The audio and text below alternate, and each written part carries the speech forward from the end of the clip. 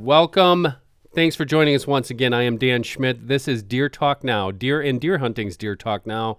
Once again, another podcast coming at you. Today we have Alan Clemons in the flesh, the one and only Huntsville, Alabama native. I'm going to say native. He's lived there forever. He's been an outdoor award-winning journalist, since I think 1984. Alan, you can correct me on that when I finally let you talk. But if you don't know Alan, he's been all over the place. He worked for Deer and Deer Hunting for several years as our managing editor. He's written for Outdoor Life, Field and Stream, Grand View, worked for the Professional Anglers Association, two-time president of the Southeast Outdoor Writers Professional Association. Forgive me for hacking that. Also was on the team. Alan was a newspaper guy like I was, but he was a newspaper guy for a lot longer than I was. He was a member of a team that won a Pulitzer Prize for the Huntsville newspaper. Alan, No. Thank you for joining us. We were nominated and considered. Oh, you didn't win. But we didn't win. Well, then it doesn't count. That's true. Then I can't even mention it. Yeah, you can't even mention that anymore. How are things down there today? Doing great. How are y'all up in the great white north? We're doing well. It's 90 degrees, but, it's going to be like 70s for the rest of June. It'll be like high of 70, low of 50. Oh, geez. Yeah. That's perfect. Yeah, feels like deer hunting weather already. Gosh. After man. today. Yeah. After today. Well, it feels like deer hunting weather here in October because it's 90 already. So we're perfect. We talk about that. We're going to get to that. We talk about that a lot, but I don't know how you guys survive that stuff. You talk about our winters. I can go inside. I can put a jacket on. I suppose you can go inside and just crank the air and stay there for the rest of the summer. You just get used to it. I know that sounds crazy. It's kind of like you guys. You don't get cold until it's what? Yeah. 10. No. Minus 10. Maybe 50 below. Maybe. Yeah. Doesn't bother you. Yeah. Yeah. When your nostril hairs start freezing, then you know you're cold. Right. Okay, well, let's...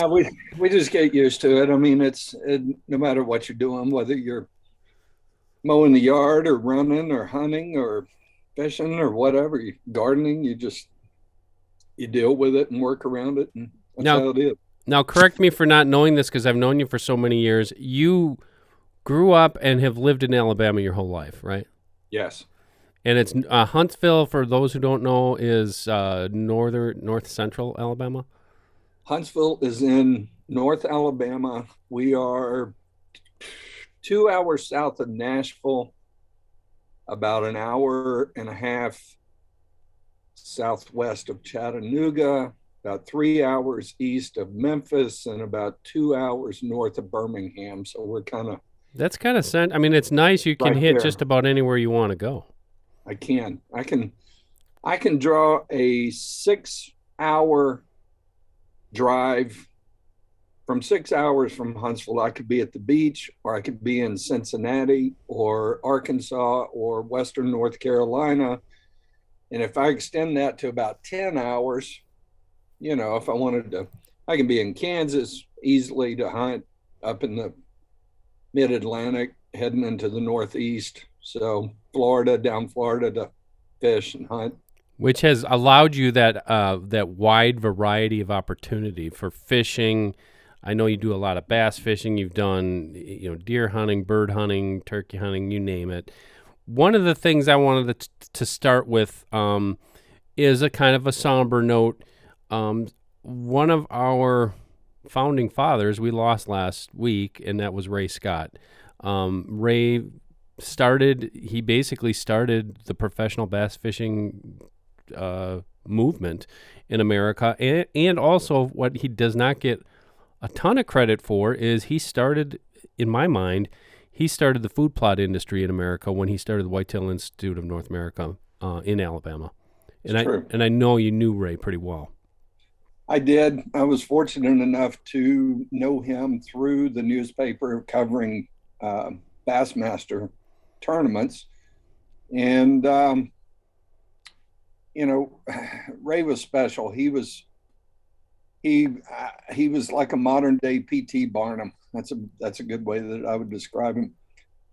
He liked people. He liked to sell things. He liked to talk to kids. He liked to do stuff. He was always doing something. And deer hunting, obviously, in Alabama in the Southeast, is a passion. Ray saw it also as a way to make some money and have a business, and he created the Whitetail Institute. But it wasn't just for money. He truly loved, as we, I think, all do, especially at some point as we get older, he truly loved just watching deer, seeing them grow, seeing them, does with fawns and bucks growing their antlers in the summer. And then he would have some, he'd hunt and kill some in the winter, in the season. But that spawned the Whitetail Institute and the clover and the seeds and what we know now pretty much as hardcore, serious, dedicated food plotting. Hardcore, and this was in the early 80s. Yes. I know they were founded, I believe, in 88, but that whitetail clover, that's patented name, whitetail clover from Whitetail Institute, nobody was doing that. I mean, it was like people talked about green fields, and that kind of came from Texas. They planted ryegrass or something, right. and that was the extent of it, because you guys don't have anything down there. You basically have seas of pine plantations, no food. Those guys, some of them were planting green fields back in the late 70s, I would say. Al Brothers was kind of the one of the ones that was noted for doing that kind of stuff. But Ray, what kind of blew my mind was he not only said, hey, this is going to be bigger than that, they engineered their own plants.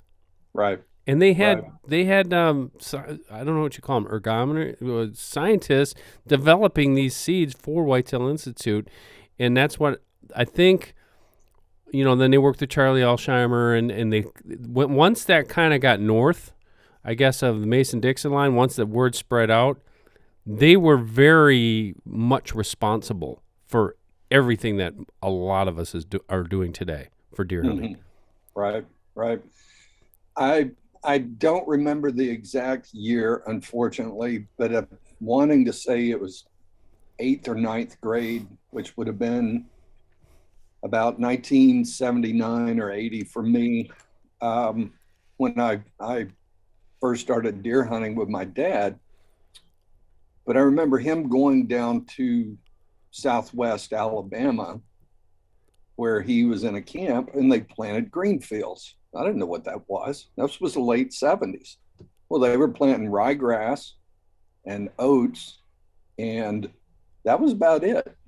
And obviously it was, a kill plot, but they were doing it back then. It was happening in Texas. The word was starting to move east. You could do this in a pine plantation, and Ray capitalized on that.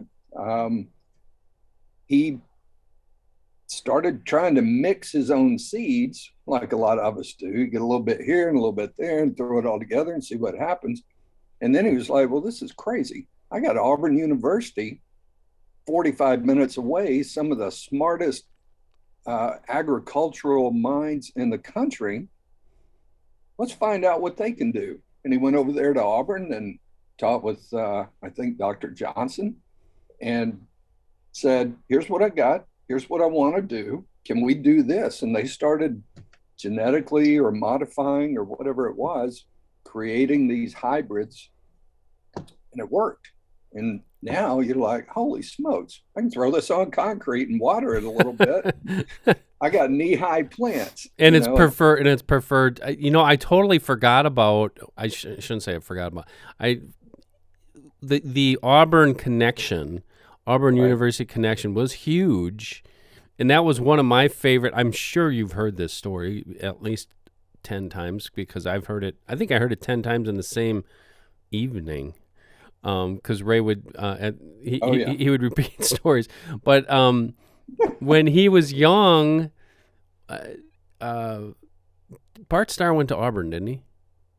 Bart played in Montgomery, where Ray grew up. Because he told me the story. He played at Alabama. Oh, he played at Alabama. Okay, so, anyways, Ray told the story about when they were kids and they wanted to have I don't know if it was Pee Wee football or whatever it was. They were 9 years old, and to be able to get the uniforms, they had to go out and solicit advertisers.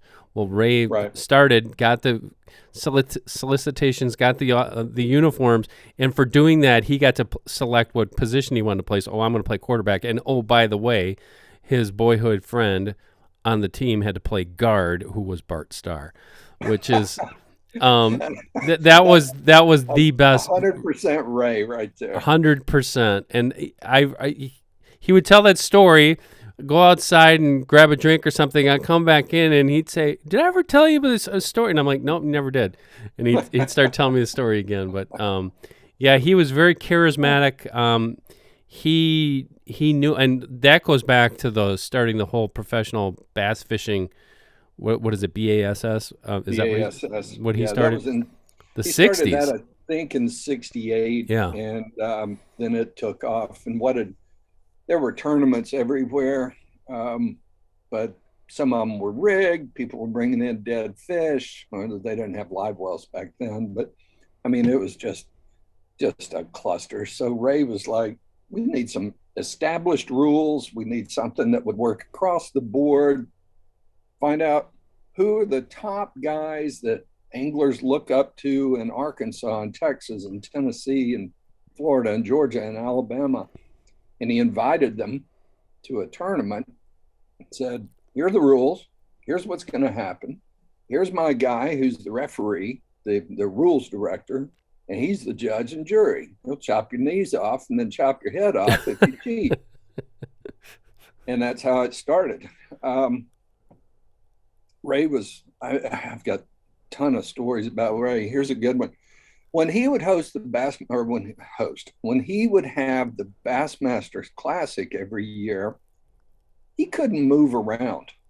I mean, he truly was a rock star because everybody wanted to talk with him, shake his hand, tell him a story. Hey, Mello, I caught a fish. Look at my kid's fish. And look at the Polaroid that I had from when I was a kid.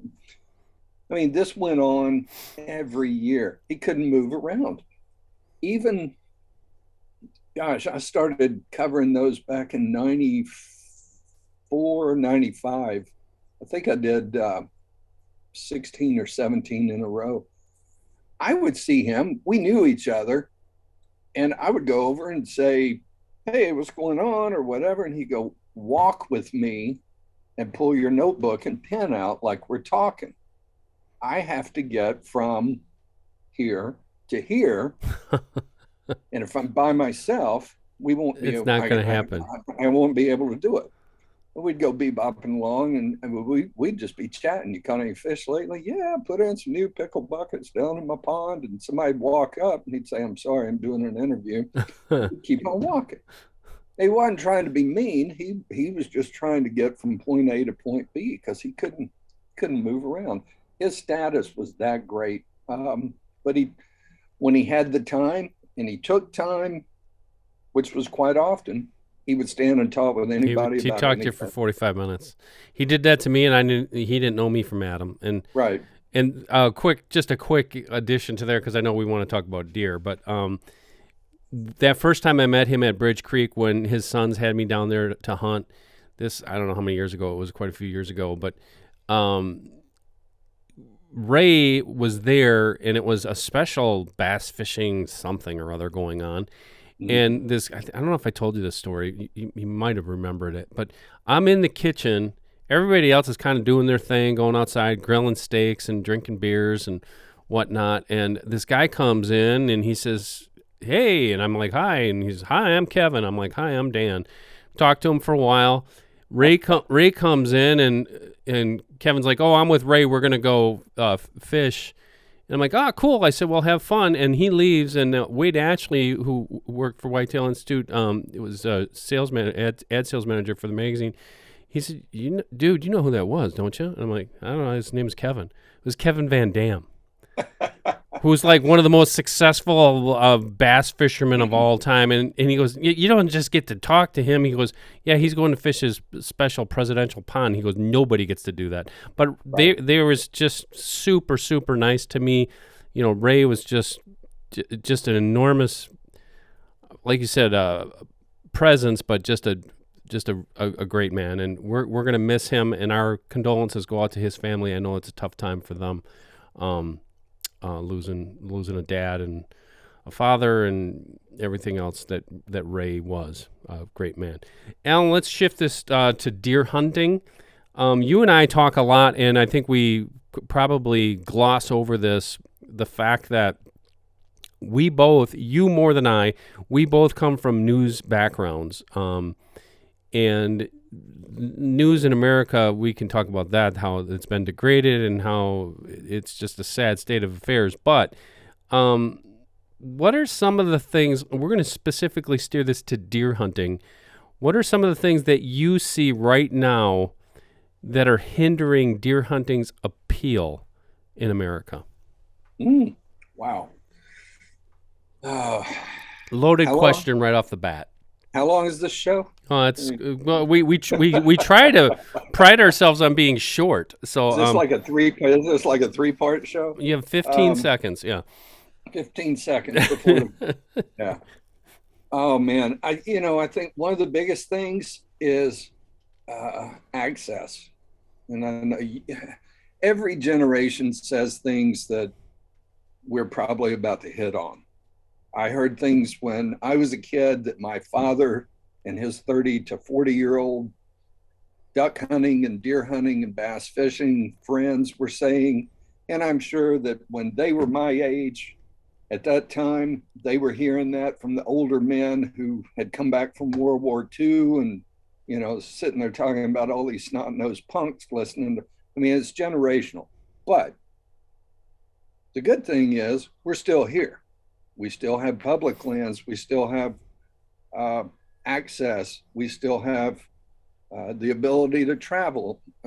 We still have all these things. Unfortunately, they've either modified in some ways, or we may have lost some of it. And I get that. So to your point, one of the biggest things I think is access. I'm sure you, just like I, growing up, going to church, we probably had 2 or 3 or 4 men, families in church who had some property or a little pond. We might have looked at it and went, gosh, that's gigantic. Well, it may have been a half an acre. It was gigantic to us when we were 12. Place to go hunt. I don't know if we have that as much anymore, partly because of liability. If I give a 15-year-old the key or the gate code and say, yes, you can go squirrel hunting or bow hunting or fishing, let me know, close the gates. That's pretty much the way I was told. Let me know if you're coming, please, if possible. Be sure to close the gates. Then you show up, and again, this is not something that just happened. But the kid brings 2 or 3 of his buddies, or one of them falls in, or he breaks his leg, and his parents are like, oh, cool, he's got 2,000 acres. We're going to get some money. Right. I think people tighten up on that now more than when we were kids. The liability and the access, I think, are 2 big things. Another thing, social media, for all of its good that we can do, disseminating some information, it does have some ills. So you get a kid, goes deer hunting, puts his photos, he gets criticized, or his friends are like, dude, what are you doing hanging, holding up those ducks? Well, so he might shy away from it a little bit that way. I think most kids, I think that too also is maybe geographical. In the Southeast, kids holding up that photo of his deer, look at my 8-point buck, first buck. Yeah, way to go. Maybe he does it in another state in the Northeast, maybe out west. I don't know. He might not be praised. He might even not put it on there Yeah. because he doesn't want to get criticized. Um, third thing is cost. Uh, I know you and I have talked about this before. The costs of everything is going up. Everything, ammo, accessories, flagship bows. I mean, crossbows. We've got crossbow packages now that are running what, $3,000, $3,500. They're fantastic. We shoot them and like, wow, that's incredible. uh, 10, 15 years ago, we were still shooting bows that you pull by hand, Right. and you tried to not get off kilter so your bolt wouldn't go flying, 3 inches to the right or whatever.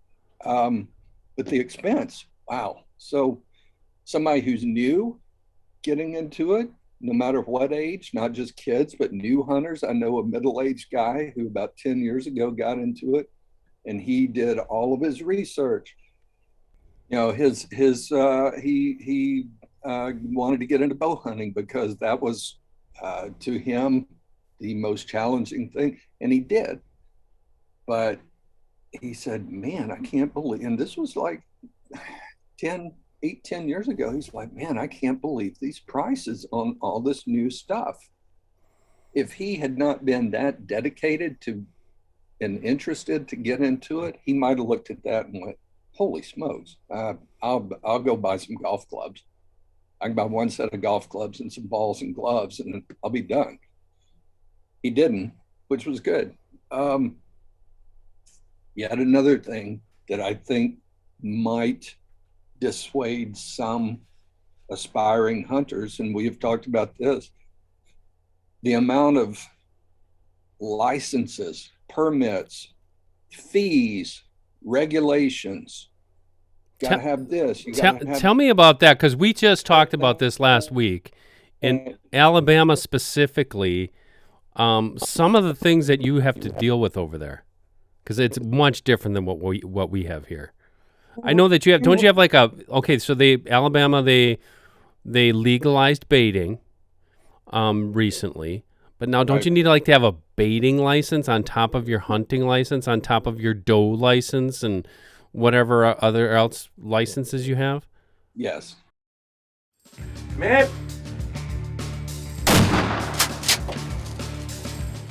Hey, there's that sound again. We know what that all means. It means we're going to thank one of our sponsors. Today's episode of Deer Talk Now is brought to you by 10 Point and the all-new Nitro 505, the fastest crossbow in the world. With speeds of up to 505 feet per second and 227 foot-pounds of blistering power, the Nitro 505 is the fastest crossbow on the market and the most powerful crossbow ever built by 10 Point. I have not shot this crossbow yet. I am going to later this year, but my buddy Brad Fenson has. You might have already seen the videos on our YouTube page and other places on Deer and Deer Hunting. Brad is reporting that this crossbow has a perfect balance of reverse draw power in a platform that is unmatched in its ability to produce speed and power. The Nitro 505 is equipped with the newly designed RX-8 cam system, a two-stage zero-creep S1 trigger that delivers a consistent, crisp 3.5-pound pull, and the easy cocking and decocking systems that dealers recommend most, the AccuSlide. Check them out today at a 10 Point dealer near you, or go online for more information at 10pointcrossbows.com. For years, baiting was hunting over bait, hunting with the aid of bait, I think is the official designation, was illegal. Some people wanted to, they didn't. Some people did it anyway. They got caught. They didn't get caught. Typical for everywhere. A lot of people did not because it was illegal and they followed the law. However many years ago, the state decided to try to define the difference in baiting and supplemental baiting, and they came up with a deal where if you had supplemental food like corn or protein pellets, it had to be at least 100 yards from your stand, out of the line of sight. Yeah. Okay, I remember this. By natural terrain or other features. And they still gave the game wardens discretion, however. So if I have a tree out in the middle of a pasture and there's another tree 112 yards away or 115 yards away, if I put corn behind that other tree where I can't see it and it's 112 yards away, the game warden could say, well, the only reason the deer is going there is because you put that corn in, so that's bait, and I'm going to write you a ticket. Even though it sounds like I followed the letter of the law, but they gave the game warden that discretion. That was the only reason that deer was coming to that spot. Well, it might not have been the only reason. You know, I've seen deer come and lay under that shade tree for years. No. Okay, so 2 years ago, they decided in the legislature, we're gonna put forth a bill that will allow hunters to hunt over bait, deer hunters to hunt over bait. And the conservation department said, wait a minute, let us help you with some of the wording so this doesn't just get thrown out into the public and everybody, it's a free for all. So they worked with them to establish some guidelines or whatever. And also they said, we're going to call this a baiting permit license. Now it sounds rhetorical, or it sounds redundant, but as you know, a permit cannot be submitted to the Fish and Wildlife Service to get excise money returned to the states. A license can. So thus the name baiting permit license. So now, if you want to hunt with bait, you have to buy that.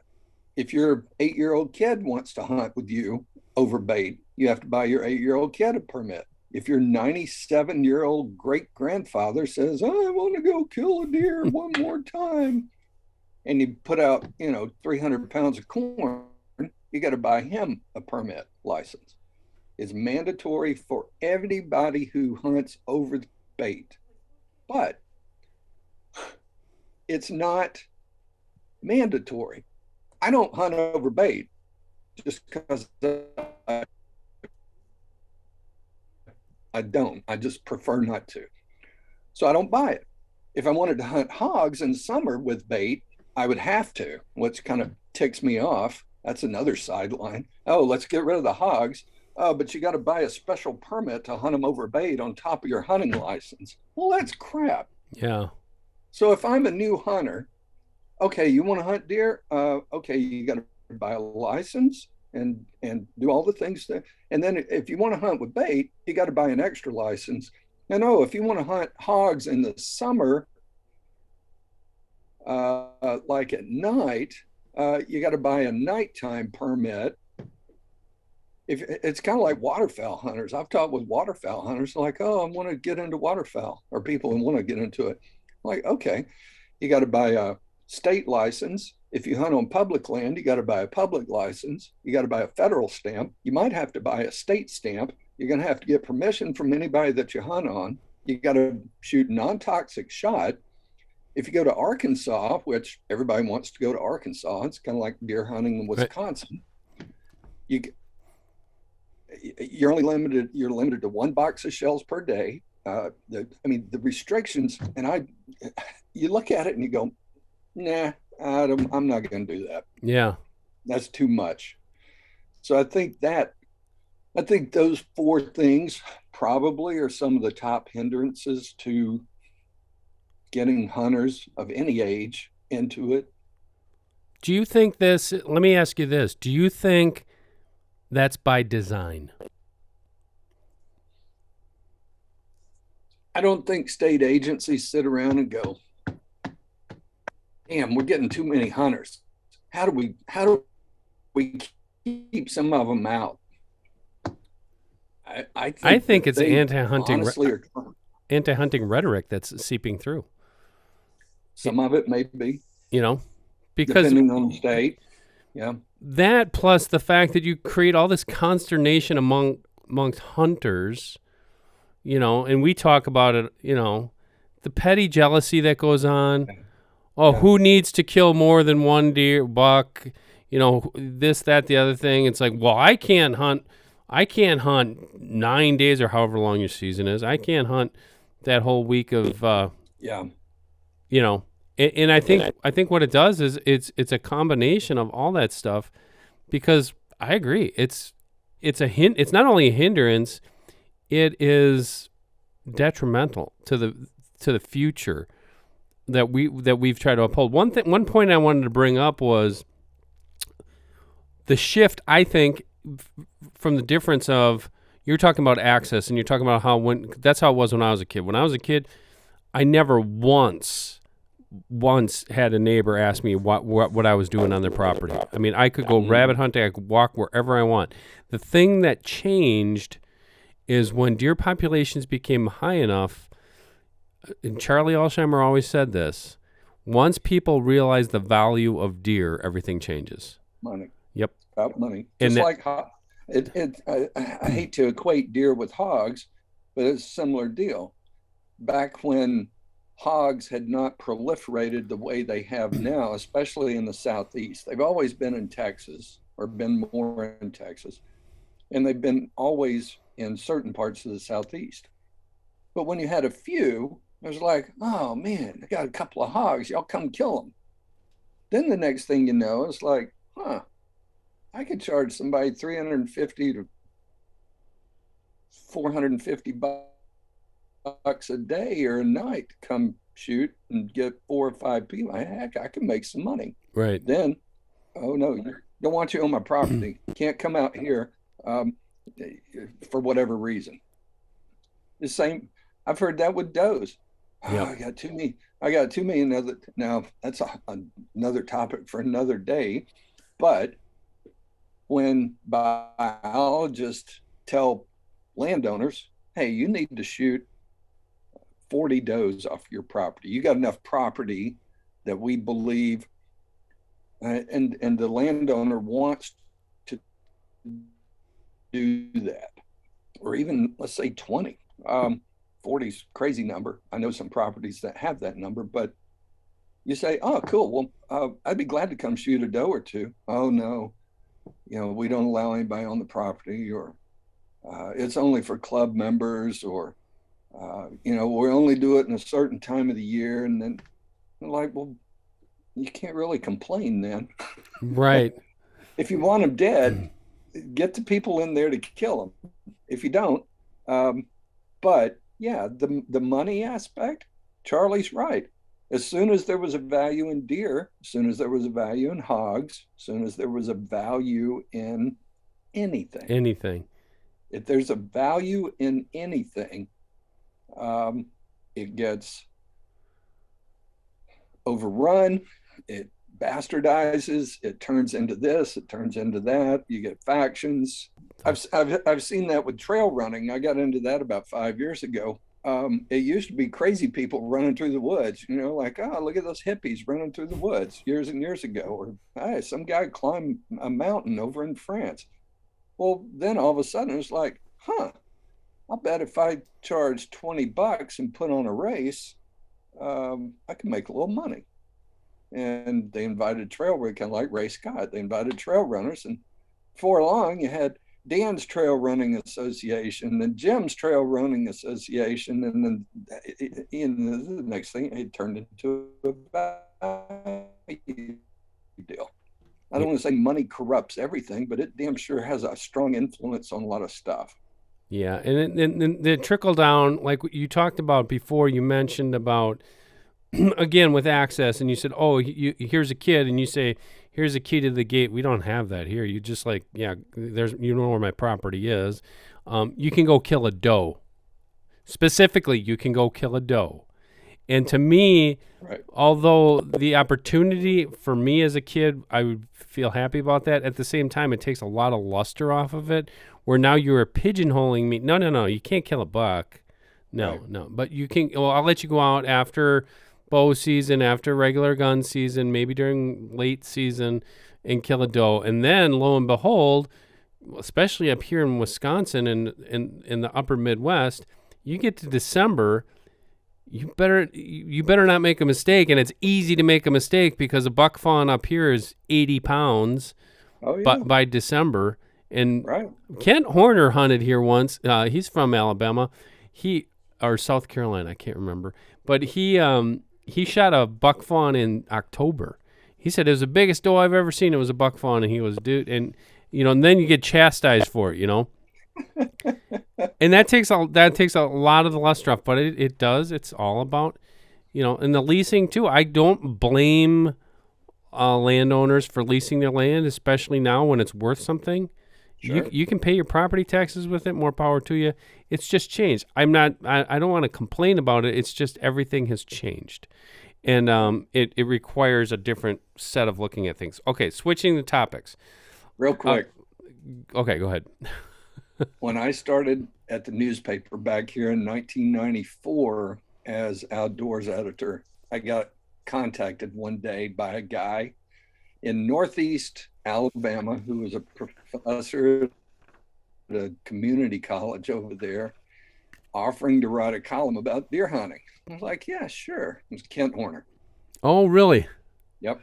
Yeah, he was. I think he's still around. He got into writing novels and stuff. He's a little bit older now, but he was a heck of a guy. He had some great stories. He had some great stories in camp. And speaking of which, you better start thinking about this because I want to ask you for a deer story when we end all this. But let's talk about crossbow hunting, Alan. I know that you have experienced that wave pretty much from the modern beginning of it. So tell me about your first taste of crossbow hunting and where you think it's gone today. Let's see. I started shooting a bow probably when I was 81 or 82. My dad kind of got into it, and I won't say that I bit so hard that I did nothing else. I like doing everything. Mm-hmm. Bows, crossbows, handguns, rifles. I like it all. I like everything. But I saw over the years, as you have, the whole crossbow debate. Oh, they're only for kids and the handicapped, and no, it's cheating, and et cetera, et cetera. It's not as hard. On that last point, you're right. They're not as hard. And to get to today's crossbow situation, the first time I ever shot a crossbow, I think was in 2007 or 8, maybe. We were down at White Oak in Tuskegee, South Alabama. Alabama had legalized crossbows. I called Robert Pittman, owner of White Oak, and said, look, we don't have to hunt, but I would like to have at least maybe like a crossbow round table with some riders and a manufacturer so we can learn about these things. He's like, yeah, y'all come on down, hunt. We got some open dates, et cetera. All right, well, we'll do that. Got down there, Oddie Snyder from Horton. I don't know if I'm sure you remember Oddie. Mm-hmm. Horton made great crossbows toward the end of their company's existence. Like with a lot of companies, they had some issues, but they always had some good, solid equipment. And Oddie was a very strong proponent of crossbows for everyone. Showed me all the stuff on the crossbow, said this, and this. Don't put your fingers. This was again 15 years ago, I guess. We didn't have finger rails. Right. If you wrapped your hand around that rail, you lost it. You lost those fingertips, or they looked really bad. One of the two. You didn't want to shake somebody's hand. Bam Bam showed me this, and this. Thunk. Wow, that was pretty cool. Shot it 4 or 5 more times. Shot some photos. shot it another 8 or 10 times. Like, all right, cool. I killed a deer 2 hours later with it. Yep. Now, if you handed somebody a compound bow and said, here's what you need to do, it's set on about 48 pounds. It's not, 70. It's pretty easy to draw. Shoot this 15 or 20 times, and then we're going to go hunt today and you can kill a deer. You'd say, well, that's crazy. Right. You can't do that with a compound bow. That you shouldn't do. Well, I did it with a crossbow. Right. So yeah, they're easier. I get that. Depending on your desire of hunting, to me, the bottom line is killing a deer. I want to experience everything. I want to have a great time. I enjoy the sunsets and seeing the birds and seeing the armadillos do the cha-cha-cha. But at the bottom of the day, at the end of the day, I want to kill a deer. Usually, that's my goal. Just like when I go fish, I want to catch fish. I don't want to watch my spinnerbait coming through the water. I want to see a fish on there. So to that point, crossbows are really, really effective at killing deer and other animals. I mean, they blow through and kill them. It's incredible. We're still 15 years later having a lot of the same conversations. They're cheating. They're only for kids, or they should only be for the handicap, and you shouldn't use them in bow season. It's true archery season. That was our 6 weeks that we got before everybody else. We had that in Alabama.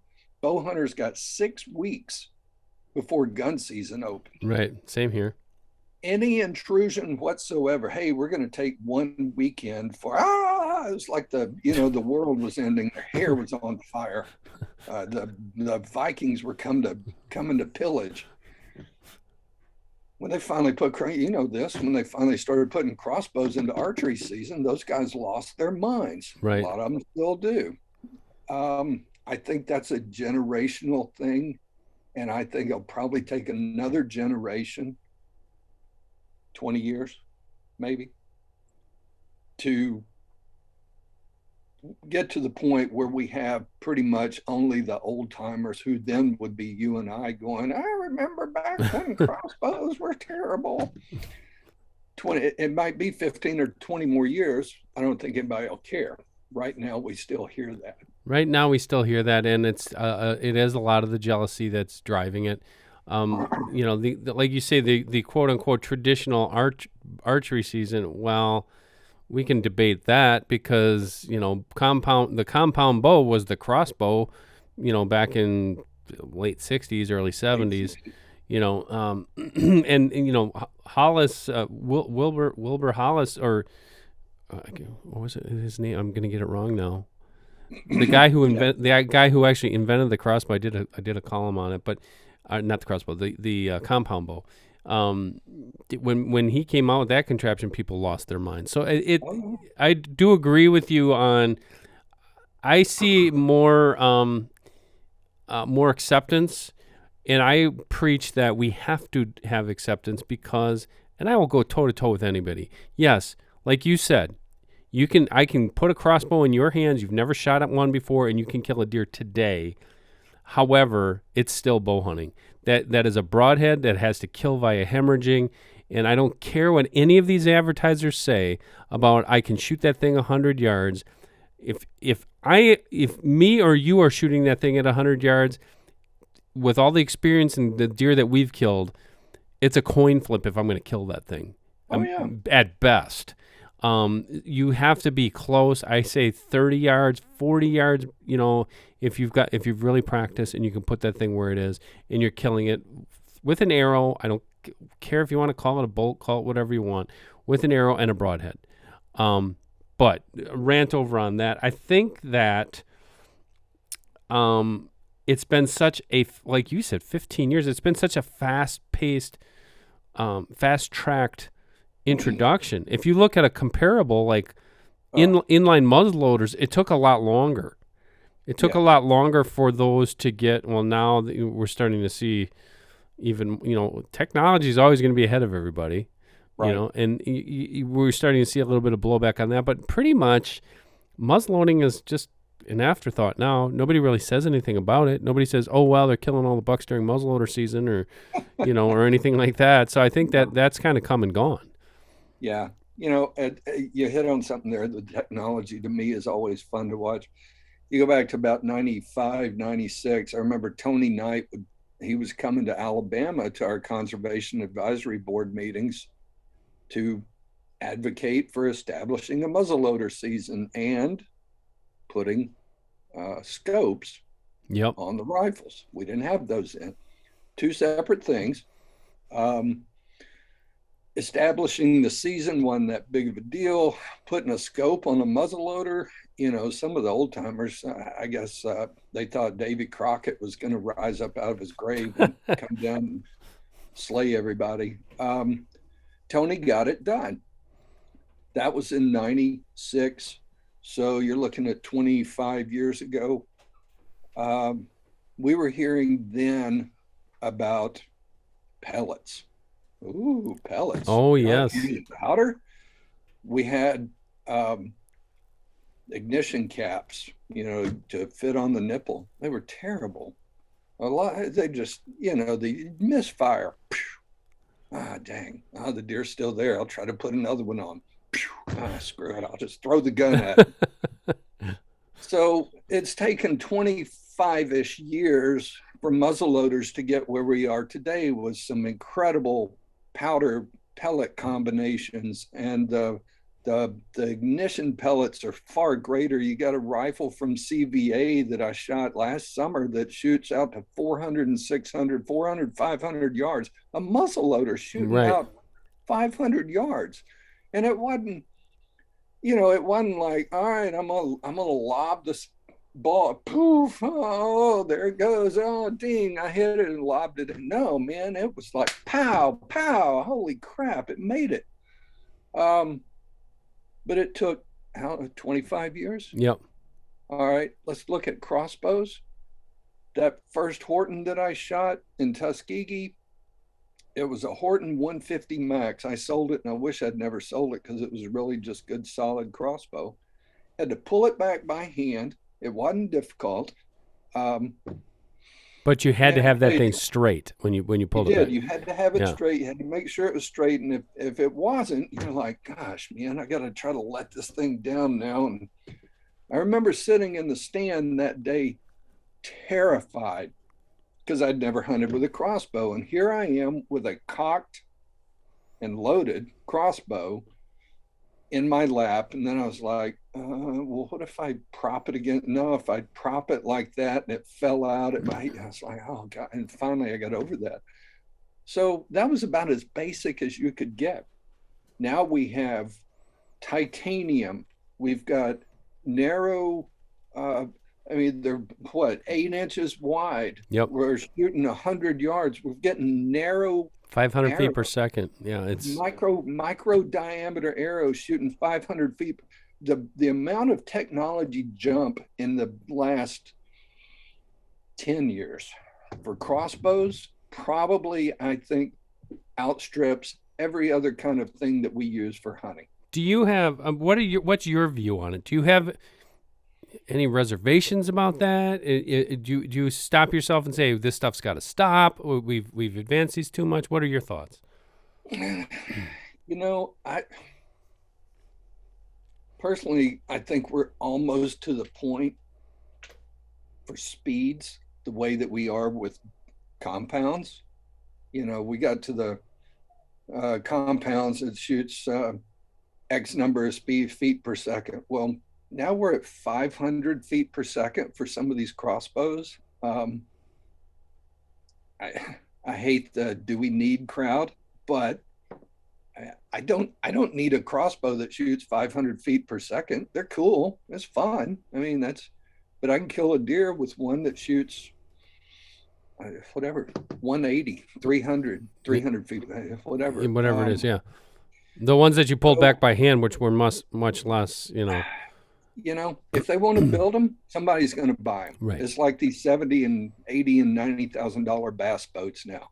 A $90,000 bass boat tricked out with all the stuff. It blows my mind. I don't see how anybody does that. But They have people that buy those things every single time, just like people buying $1,800 compound bows and $4,000 rifles and putting a $2,000 Swarovski on top of it. Right.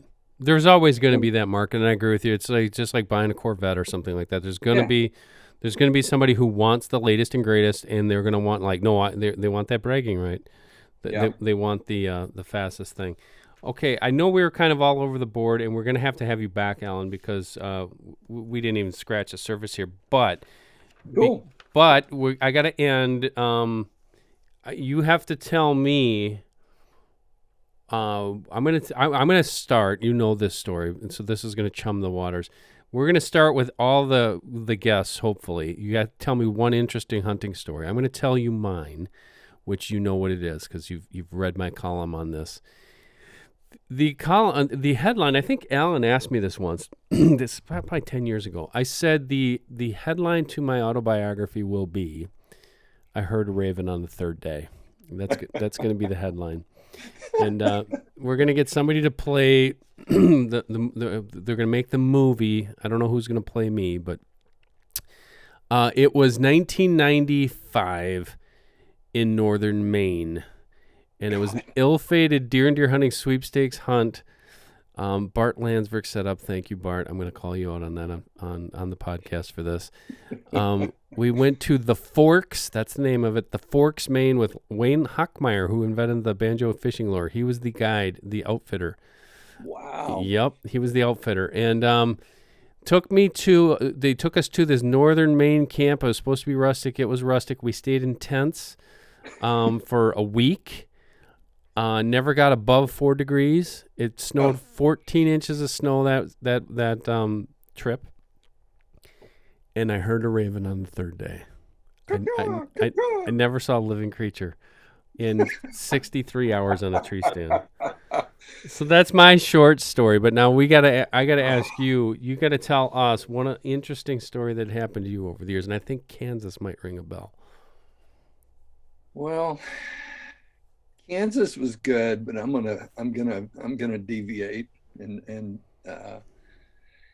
back in 97 or 98, I guess, we were at the Buckmasters National Deer Classic down in Selma at Southern Sportsman. Jackie Bushman put this on every year, and he invited everybody he could who he knew. So we had baseball players and wrestlers and football players and athletes and celebrities, and it was a lot of fun. He invited the media. Of course, we all went down. We had a good time. Big hoo-ah shindig. That year, now this was in late January every year. That year, Jerry Pate, professional golfer, was there. Pate played at Alabama, won on the tour, highly recognized. So it was kind of cool. I got to meet Jerry Pate. I got to sit around and talk with Wade Boggs at another one. Oh, Chipper wow. Jones was there one year. Foxworthy was there. Mark Chestnut, country singer. Yeah. Paul Butsky gave me a box call, turkey call down there one year, which I still have in you.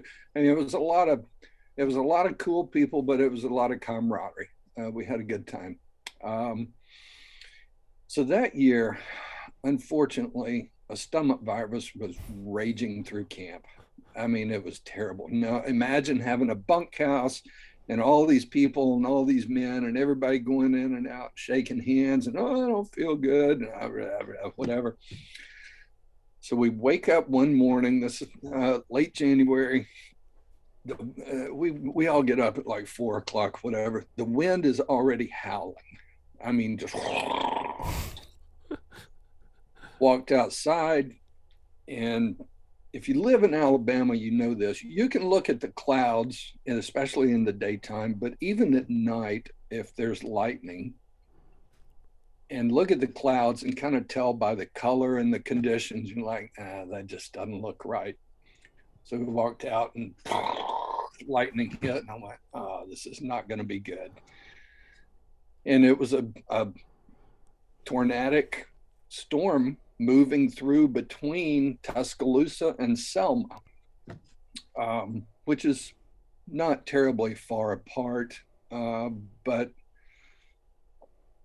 we're all in there talking. Yeah, we'll be fine. We'll be fine. Let's all go hunting. We all loaded up. We all went out. I'm with Mike Hanley, who at the time was with the Montgomery Advertiser and now is just retired from Buckmasters. Mike and I get dropped off in the swamp, which is east of Southern Sportsman, going back toward Montgomery. It's huge Alabama River swamp bottom, palmettos, huge oaks, beautiful, and it's gorgeous, gorgeous. The guide takes us in. He said, walk right down this road. Mike, your stand will be whatever far. Alan, your stand, you'll go down this trail. You'll see the ribbons about halfway down to Mike's stand. I was like, all right, cool. Done this before 100 times. I go bebopping along. I got my flashlight, got my rifle, and there's storms. Everything's, and it's getting worse. I mean, it's getting freaking worse. And I'm starting to question, hey, you probably shouldn't have done this. This probably is not a smart idea. And about that time, my flashlight goes out. Crap. I'm on a trail. I'm thinking, all right, I can stay on a trail. I tripped and fell. So I jammed mud in the barrel of my gun. Gosh. This is all while lightning and the wind is just brutally raging. So I unload my gun. I find a mud puddle and I suck in some water and I suck the mud out of the barrel of the gun. Jeez. I get everything situated. I'm kind of walking along and the stomach virus decided to pay me a visit. Right then, no ifs, ands, or buts. And I'm like, really, right now? I had to take out my pocket knife and cut the belly of my shirt out because I'm so stupid. I didn't pack any toilet paper or baby wipes. You weren't a good Boy Scout. I get resituated again with all of my gear, and the bottom dropped out with hail, pea-sized hail. And I'm thinking, we're about to have a tornado right here. Man. And I hunkered, the lightning's flashing, it's hailing, and you've seen photos from like in Kansas or down here where the trees are the tops are whipping. They're doing this. I am hunkered down like this with half a shirt, wet, and trees whipping, and all of a sudden it just quits. And I'm thinking, well, here it comes. And that was it. Nothing happened. Like, oh, I can't believe this is. And then it started raining. So I guess it went north of us. There was a tornado spotted, or a funnel cloud spotted up toward Tuscaloosa. So it was north of us. Then it started raining. That was, I don't know, 6 a.m.-ish. By noon, that entire area was waist deep flooded. Oh my gosh. And they left you out there? Oh, no. Oh, okay. I went back and found Mike, who had cut off palmetto branches and laid them on his ladder stand, and he was standing underneath his ladder stand smoking a cigarette. He looked like something out of the French Resistance. Here I am looking like a drowned rat. I walked up and I said, "What are you doing?" He said, "Just keeping the mosquitoes away." Wow, that is quite the adventure. And that was a memorable Buckmasters moment. Oh my gosh! And no deer on the ground though either. I don't think. No, not that year. Not that year. Wow, that's an awesome story. We're gonna have Alan back because he's gonna just regale us with. I know he's got story after story after story like this that I find absolutely fascinating. Alan, thank you very much. Like I said, we didn't scratch the surface here, but we're going to have you back. I hope you can withstand the summer heat down there. Yeah, won't be a problem. I'm about to go run. Oh, man, you're a glutton for punishment. All right, thanks for joining us, Alan. We'll talk to you next time. All right, buddy. Y'all take care. All right, you See too. ya. Thanks. Bye. Well, that's it. Cap the end of another great episode. Alan, thank you very much. We apologize for some of those audio glitches. That's what happens when you do these things live. We can't control it. But for Alan Clemons, I am Dan Schmidt. Be sure you check out all the archived Deer Talk Now podcasts. Wherever you're listening to your podcast, you can download them there. If you want to watch the video versions, we have them up on YouTube. We have them on Facebook. We have them all over the place. Or just go to deeranddeerhunting.com. Again, thanks for joining us, and we'll catch you next time on Deer Talk Now.